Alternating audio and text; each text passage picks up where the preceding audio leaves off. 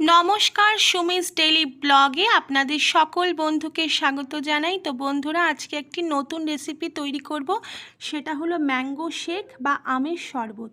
দেখতে থাকুন আর ছাড়িয়ে পিস পিস করে কেটে নিয়েছি। এবার একটা মিক্সির মধ্যে আমগুলোকে দিয়ে দিলাম। এবার এর মধ্যে দিয়ে দিচ্ছি 2 চামচের মতো চিনি।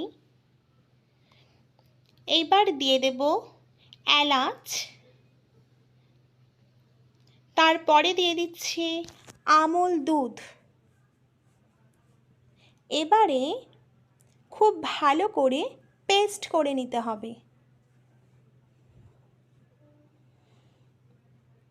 পেস্ট করার পর ম্যাঙ্গো জুস বা আমের জুস বা মালাই রেডি।